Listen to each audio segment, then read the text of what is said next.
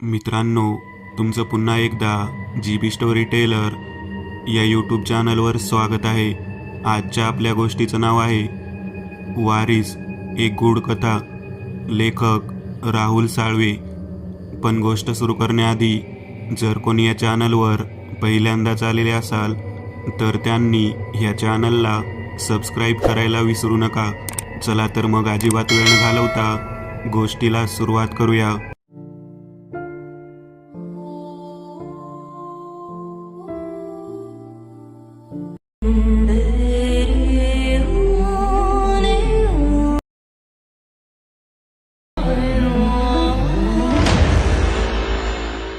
काठेवाडी, एक छोटेसे गाव. गावात मोजकीच घरे. गाव तसं खूप डोंगरात, अगदी डोंगराच्या कुशीत वसलेले. चारही बाजूला सह्याद्रीचे पर्वत. शेती करून रानमेवा गोळा करून आपला उदरनिर्वाह करणारी काही माणसे, काही थोडीफार शिकलेली, शहरात जाऊन स्थायिक झालेली. भाग जंगलाचा असल्याने पूर्वापार चालत आलेल्या जंगलाच्या गूढ कथा आणि संपत्ती गावकऱ्यांनी मनापासून जपली होती आणि काही नियमही पाळले होते. गावाची हद्द सोडली की तिथे गावदेवाचे छोटेसे दगडी मंदिर. कोणीही गावकरी, मुलगा, स्त्री त्याच्या जवळून गेले आणि नतमस्तक झालं नाही असे कधीच नाही.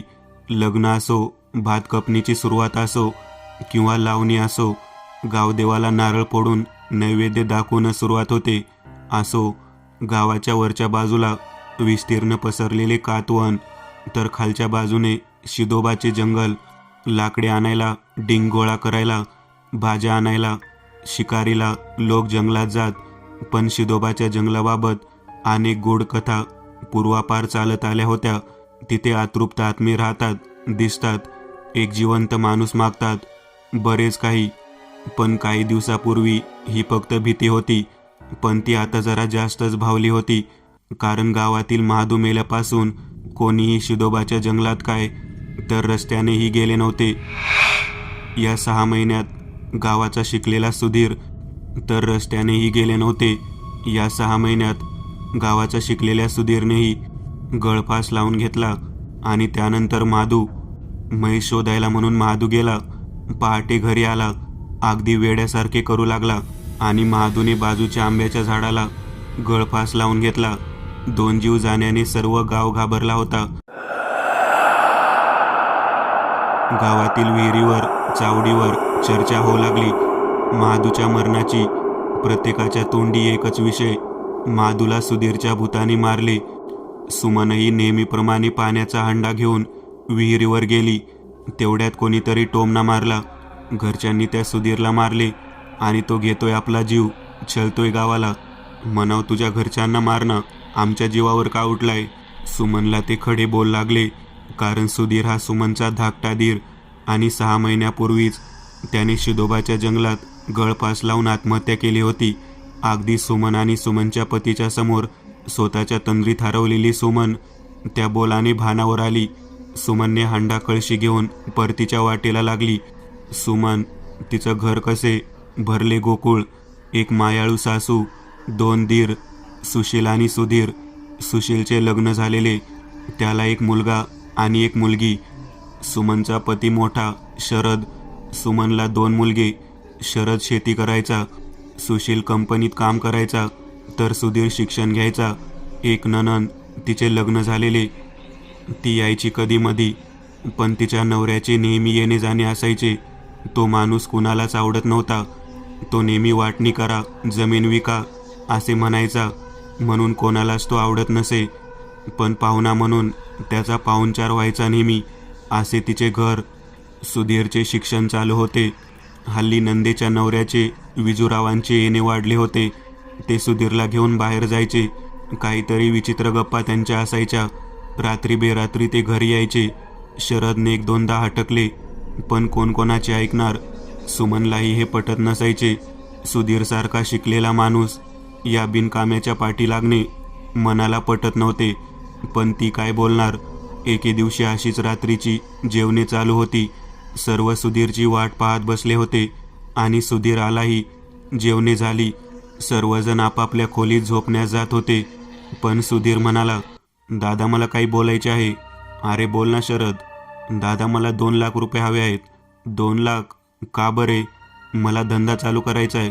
हो हरकत नाही, पण लगेच एवढी रक्कम का नाही मिळणार? माझ्याकडे एक प्लॅन आहे. कोणता? आपण शिदोबाचे रान विकूया. काय? तुझे डोके फिरले काय? मला ते शिदोबाचे रान विकायचे आहे. तसेही ते वाटणीत माझ्याच वाट्याला येणार आहे आणि त्या रानाविषयी अनेक गूढकथा आहेत, प्रेतात्मे आहेत. मग अशा रानाचा काय उपयोग? सुधीरने एकादमात सर्व बोलून टाकले. शरदचा पारा चढला. अरे काय बोल तुला?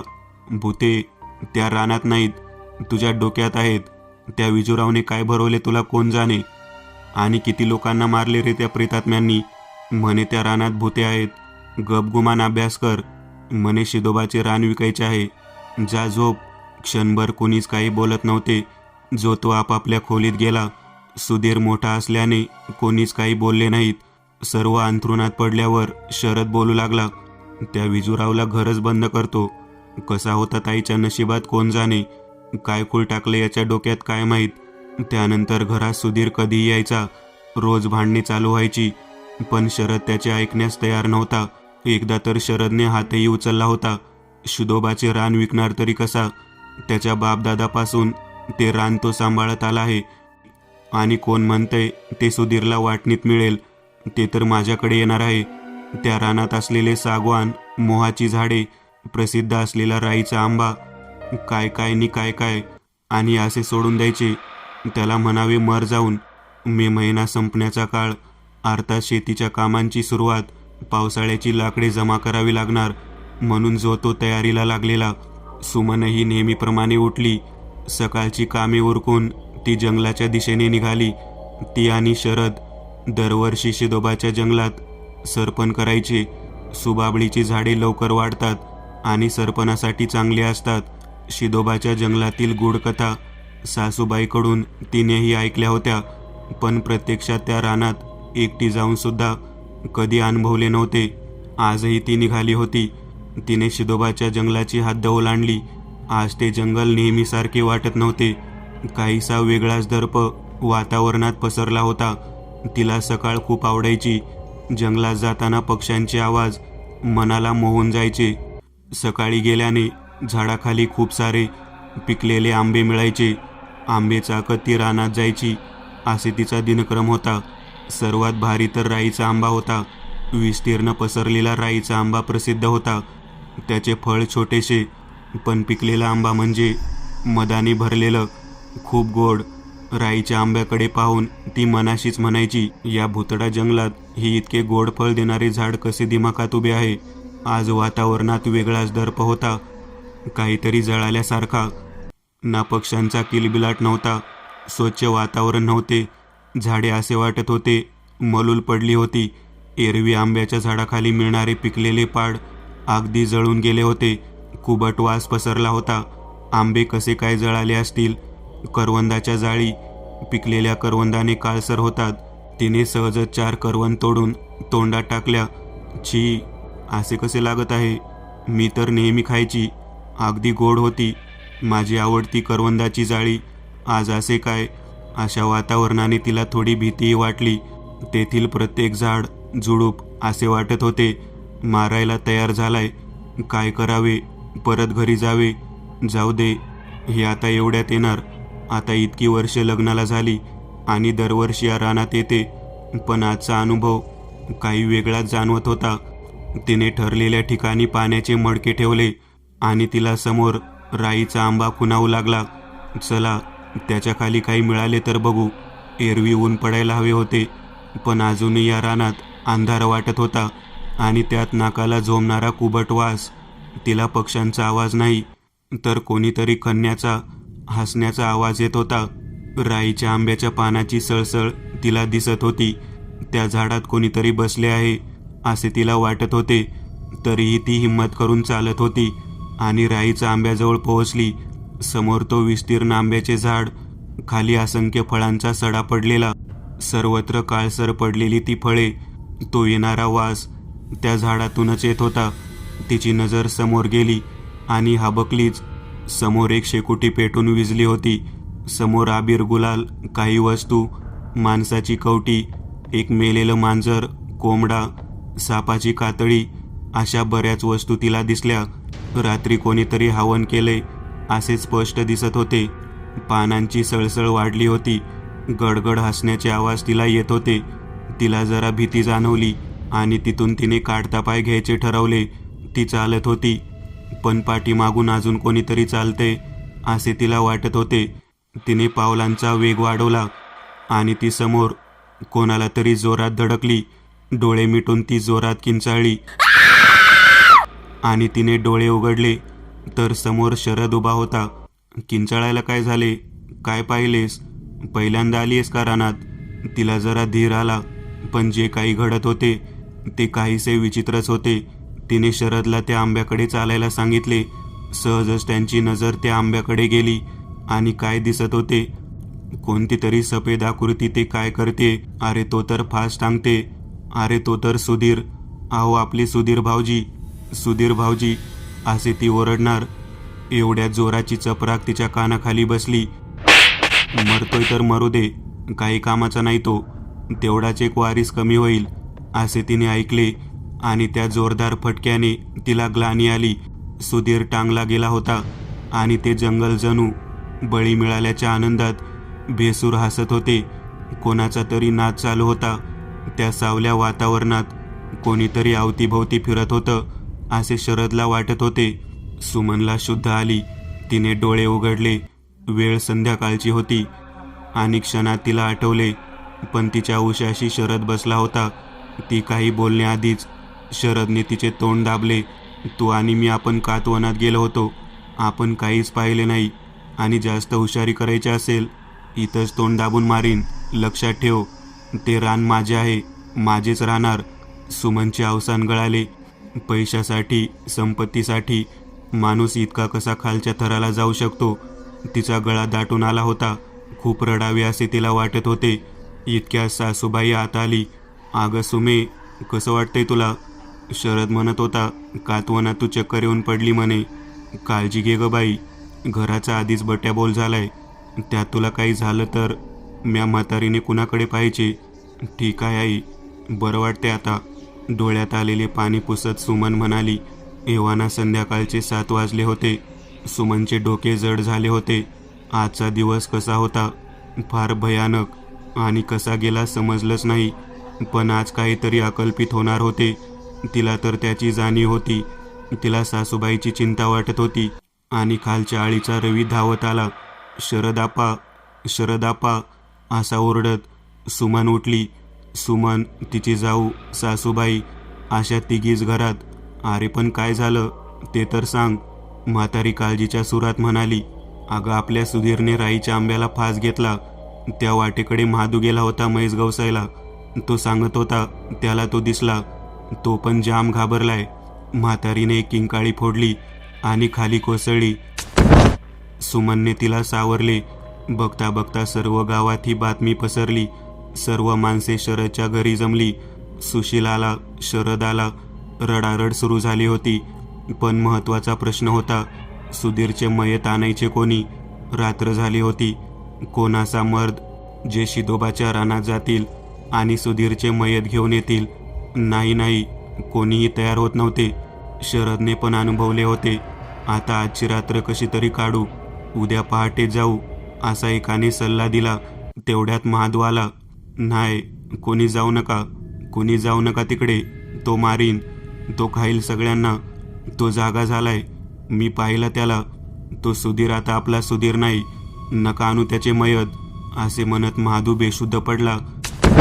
प्रत्येकाच्या मनात आता भीती धरून राहिली होती. म्हातारी रडत होती. अरे कोणीतरी माझ्या लेकराचे मयत आणा, मला शेवटचा बघू द्या, त्याला अग्नी द्या, माझ्या सुधीरला मुक्त करा रे. म्हातारी रडत होती. दुसरा दिवसही उजाडला, पण कोणीही जायचे नाव काढत नव्हता. शरदची बहीण आली रडत रडत. विजूरावही आला होता. शरदने बहिणीला कल्पना दिली. आहो ते रान लय वंगाळ, खूप वर्षापूर्वीचे आत्मे त्या रानात सडत आहेत. कोण जाईल? विजूराव अजून भीती मनात रुजवत होता. बरे पोलिसात जावं तर म्हणतील कसा मेला, काय करावे? जो तो सांत्वन देत आपापल्या घरी निघून गेले. शरदच्या घरावर अवकळ आली होती. म्हातारी शांत बसायचे नाव घेत नव्हती. सुमनलाही रात्र रात्र झोप येत नव्हती. शरद काय थोडी धासून यायचा आणि झोपायचा. सुशीलनेही घर सोडले. तो आपल्या कुटुंबाला घेऊन शहरात रवाना झाला आणि एके दिवशी म्हातारीही गायब झाली. खूप शोधून सुद्धा भेटली नाही. शरद म्हणाला, गेली असेल तायडीकडे, नाहीतर सुशीलकडं. पण सुमनला काळजी वाटायची. हा माणूस इतका शांत कसा असू शकतो? भावाने समोर फास घेतला, त्याची मयत पण आणू शकला नाही. आई नाहीशा झाल्यात, काय करावे? आणि काही दिवसात महादूनेही मरणाची वाट स्वीकारली. तो तर वेडा झाला होता आणि गावाच्या चर्चेला उधाण आले होते. जिकडे तिकडे शरदला, सुमनला टोमणे बोल ऐकायला मिळत होते. शिदोबाचे जंगल, लोकांना एक भीती होती. चुकूनही कोणी त्या जंगलाचे नाव घेत नव्हते.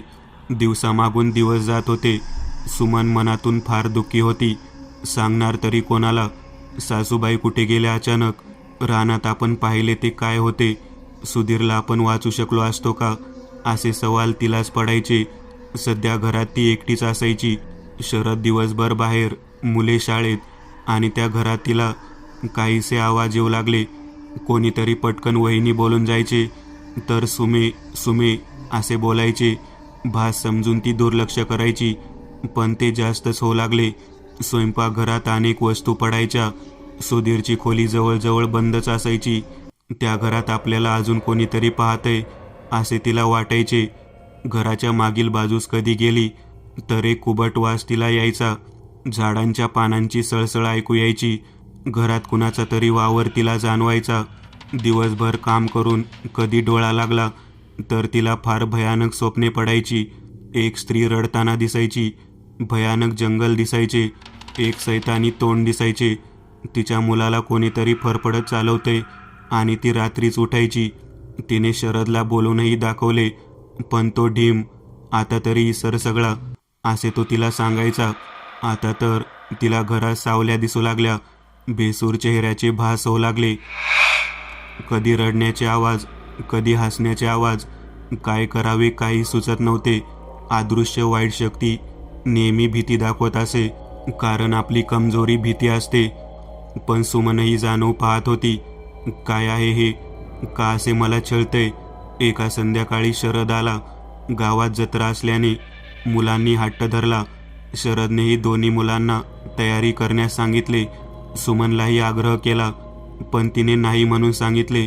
मुलांना तमाशाही दाखवतो, जरा उशीरच होईल, तू जेव आणि झोप, असे बजावून गेला. सुमनची कामे आवरता 11 वाजले. शरद आणि मुले अजून आली नव्हती. रोजच्या आभासाने तिला भीती होतीच. तेवढ्यात कोणीतरी मागचा दरवाजा ठोकला. शरद, नाही, ते मागच्या दरवाजाने कशाला येतील? ती दचकली. पुन्हा दरवाजा कोणीतरी ठोकला. ती उठली. दरवाजा उघडला, पण बाहेर तर कोणीच नव्हते. एक थंड वाऱ्याची झुळूक तिला स्पर्श करून गेली. बाजूच्या झाडाकडे तिचे लक्ष गेले. पानांची सळसळ तिला जाणवली. कुबट वासही वाढू लागला. ती तडक त्या झाडाखाली गेली. कोणीतरी फुतकारत होते, हसत होते. तिची नजर वर गेली. फांद्यांच्या मध्ये एक पांढरी आकृती बसली होती. तिचे लालबुंद 2 डोळे सुमनकडे स्थिरावले होते. विकट हास्य त्या चेहऱ्यावर दिसत होते. चेहरा कसला भेसूर, दातांचे सुळे बाहेर आलेले. ती एक जीर्ण शरीराची आकृती होती. फुतकारत सुमनकडे बघत होती. क्षणात सुमनने डोळे बंद केले. आजवर असा भयानक जनावर तिने पाहिले नव्हते. तिला शिशारी आली आणि ती घरामध्ये धावली. कोणाला सांगावे तिला काही समजत नव्हते. आज पहिल्यांदा तिला अमानवीय शक्ती दिसली होती. ती पुढच्या दारात बसून राहिली. खूप उशिराने शरद आणि मुले आली. दोन्ही मुले खुश होती. इकडे सुमनवर काय बेतले होते ते तिलाच माहीत. थकल्याने शरद आणि दोन्ही मुले झोपली, पण सुमनला झोप येत नव्हती. माझा सोन्यासारखा संसार धुळीस मिळाला का झाले असे? कोणी मुद्दामून करते की काळाचा फेरा आहे? माझे हसते खेळते कुटुंब उद्ध्वस्त झाले. आज जे पिशाचे पाहिले ते काय होते? माझ्यावर त्याने का नाही हल्ला केला? त्याला काय हवे असेल? सासूबाई कुठे असतील? शिदोबाचे रान इतके भयानक कसे झाले? सुधीरच्या मैताचे काय झाले असेल? कोण आहे या सर्वांच्या पाठीमागे?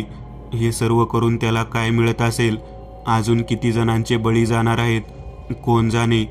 तिने आपल्या निष्पाप 2 जीवाकडे पाहिले आणि मनाशी निश्चय केला, नाही, मी माझ्या मुलांना याची जग लागू देणार नाही.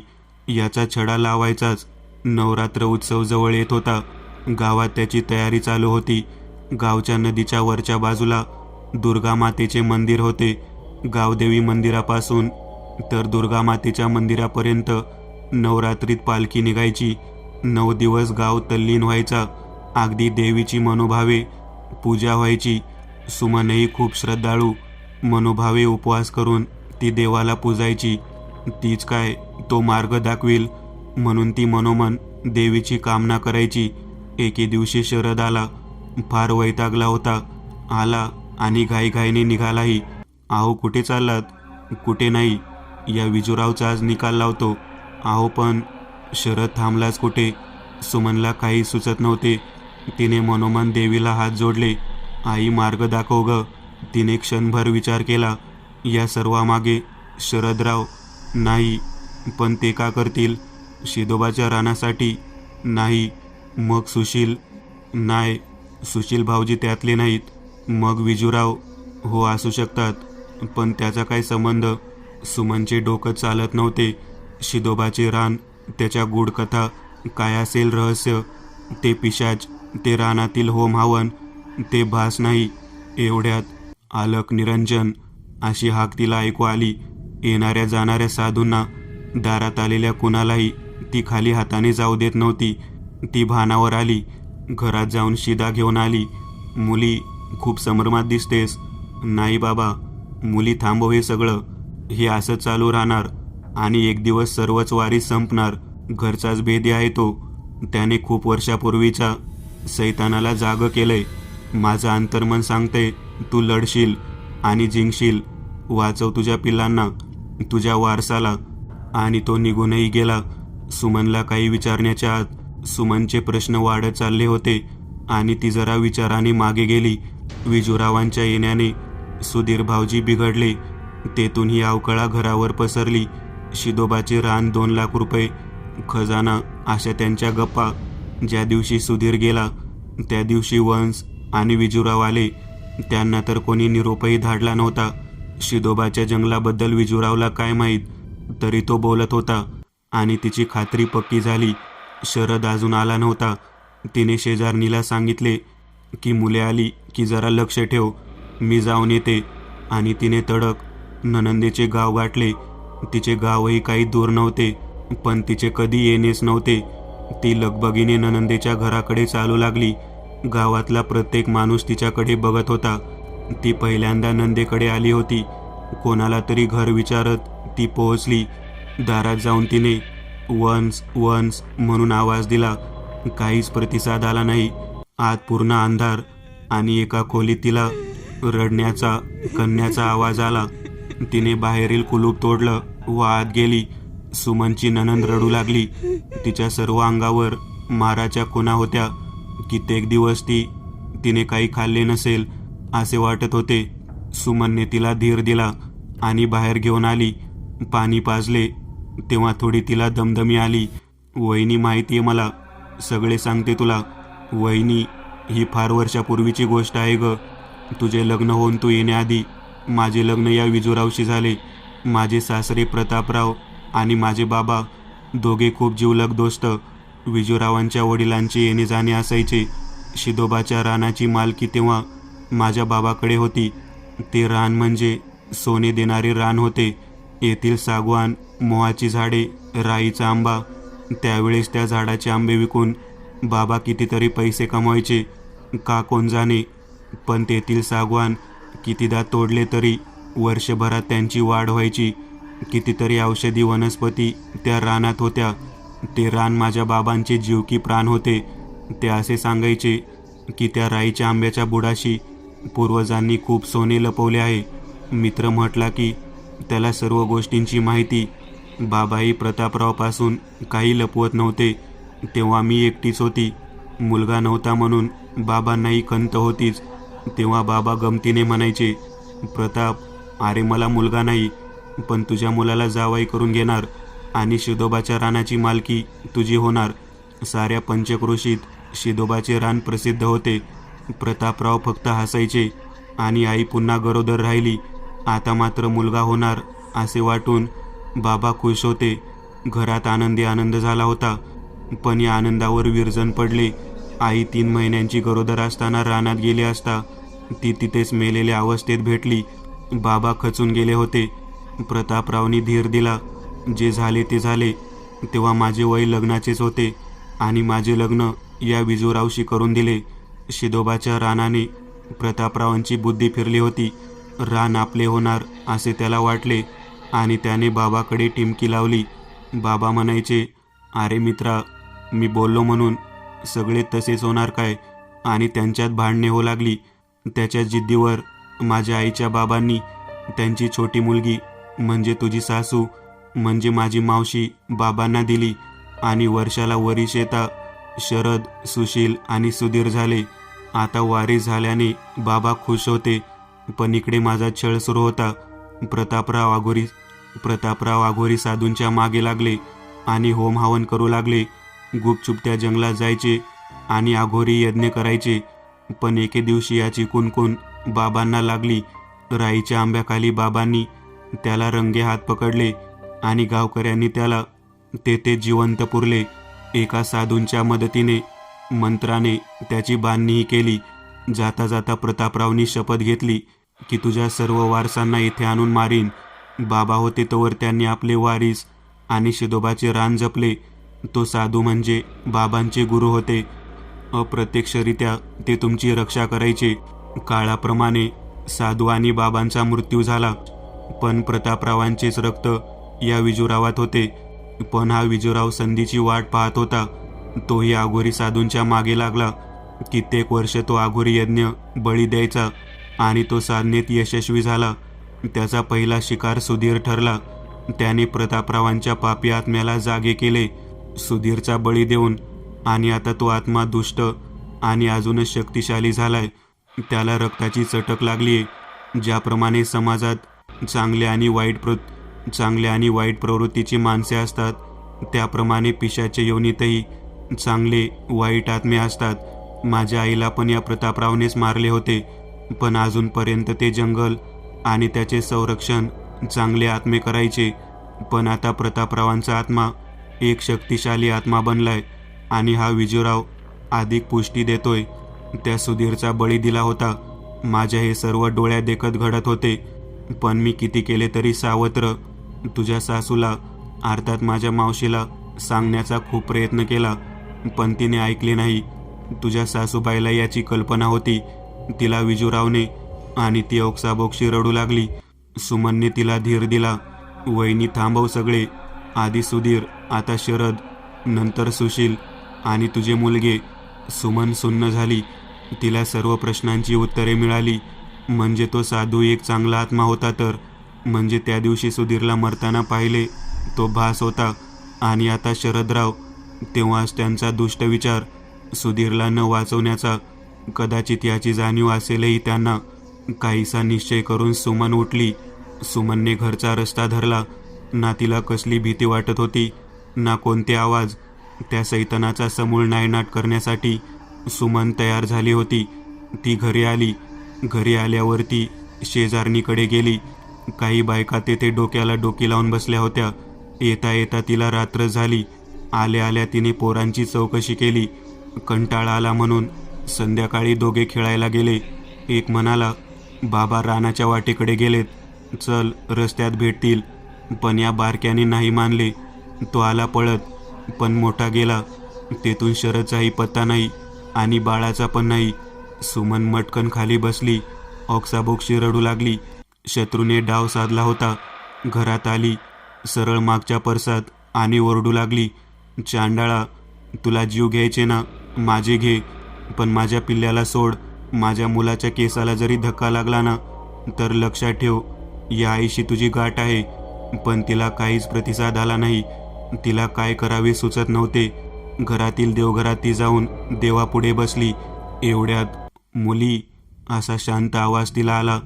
तिने इकडे तिकडे पाहिले समोर साक्षात साधू उभा, पण ती घाबरली नाही.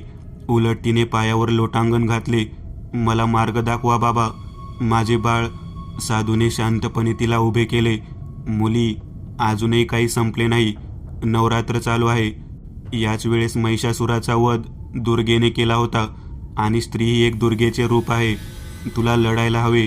जे काम या गावातील कोणी मर्दाने केले नाही ते तू कर. जा नायनाट कर त्या दुष्टाचा. साधूने कोयता आणि अंगारा सुमनच्या हातावर ठेवला आणि तो अंतर्धान पावला. सुमनने रडू आवरले. तिच्या दुःखाची जागा आता क्रोधाने घेतली होती. दुर्गा मातेचे नाव घेऊन ती निघाली. एका हातात कोयता, कमरेला रॉकेलचा डब्बा, माचीस बांधली. समोर पोटाशी अंगाऱ्याची परचुंडी बांधली आणि ती शिदोबाच्या जंगलाकडे निघाली. शेजारणीला काहीच कळत नव्हते. माझ्या छोट्याला सांभाळा, एवढे बोलून ती निघाली. गावची हद्द ओलांडल्यावर गावदेवाचे दर्शन घेतले आणि ती शिदोबाच्या रानात शिरली. एक रणरागिणी भासत होती ती. ते जंगल म्हणजे जणू एक अकराळ विकराळ जबडा वाटत होते. घुमण्याचे, हसण्याचे, किंचाळण्याचे आवाज तिला येऊ लागले. प्रत्येक झाडाने एक सैतानी रूप घेतले होते आणि ते तिला गिळंकृत करण्यास पाहत होते. समोर येणाऱ्या प्रत्येक झुडूप वेलीला ती छाटत होती. एक विचित्र दर्प हवेत सुटला होता. त्या अंधारात ती चालत होती. एखादे मोठे जनावर पायाखालून जात होते, पण तिला फिकर नव्हती. तिचे लक्ष होते राईचा आंबा. एवढ्यात कोणातरी स्त्रीचा रडण्याचा आवाज तिला ऐकू येऊ लागला. बाजूला एका दगडावर एक स्त्री केस मोकळे सोडून पाठमोरी बसली होती. तिने कोयता उभा केला आणि त्या स्त्रीवर वार करणार तेवढ्यात ती म्हणाली, सुमे, का आली इथे? तो नराधम सोडणार नाही. त्याची सत्ता चालते येते. आय, चक्क सासूबाई. ती काही बोलण्याच्या आधीच ती स्त्री नाहीशी झाली. तेवढ्यात एक म्हशीसारखे जनावर तिच्याकडे रोखून येताना तिने पाहिले. ते जनावर, त्याचा उघडा जबडा आणि लाल डोळे, भयानक आवाज करत ते तिच्याकडे धावत येत होते. आणि त्याच्यावर बसलेले कोण होते? महादू. पण महादू वाटतच नव्हता. त्याच्या सर्वांगावर किडे दिसत होते. दातांचे सुळे बाहेर आले होते. एक वेगळाच आवाज करत ते दोघे तिच्यावर चाल करून येत होते. सुमनने एका हातात कोयता सावरला आणि दुसऱ्या हातात अंगारा. ते जनावर तिच्यावर झेप घेणार. तिने अंगारा त्याच्यावर फेकला आणि कोयत्याचा वार त्याच्या तोंडावर केला. ते जनावर बाजूला पडले आणि तळमळ करत नाहीसे झाले. ती पुढे चालू लागली. प्रत्येक झाड हसत होते. वेली तिला विळखा घालत होत्या आणि ती एकमेकावर घाव घालत होती. ती राईच्या आंब्याजवळ पोहोचली. ते आंब्याचे झाड एक अकराळ विकराळ आकृती भासत होती. प्रत्येक फांदीवर पिशाच एक आक्रमक पवित्रा घेऊन बसली होती. तिला थोड्या अंतरावर जाळ पेटलेला दिसला. ती तशीच त्या दिशेने जाऊ लागली. ती पाठमोरी झाली आणि तेवढ्यात एक झाडाची फांदी गडगडत तिच्यावर आली. पण तिच्यावरचा वार दुसरा कोणीतरी झेलला होता. तिने पाहिले, तो तर शरद होता. तिने शरदकडे पाहिले. तिला हायसे वाटले. तिची शक्ती द्विगुणित झाली आणि भीतीही कमी झाली. समोरून चालत असताना एक भयानक स्त्री पिशाच तिच्यावर चाल करून आले. तिने एका घावात त्याचे मुंडके उडवले. शरद तिच्या पाठीमागेच होता. ती बडबडत होती, कुठे होता तुम्ही? का आलात येथे? आपला बाबू कुठे आहे? पण तो काहीच उत्तर देत नव्हता. ती जाळ पेटलेल्या ठिकाणी आली. थोड्याच अंतरावर उभी राहिली. तो एक यज्ञ होता. समोर 4-5 भयानक चेहऱ्याची माणसे त्या आगीभोवती बसली होती. बाजूला सुधीरसारखाच एक माणूस बसला होता, पण त्याच्या चेहऱ्याचे मांस गळत होते. किडे दिसत होते.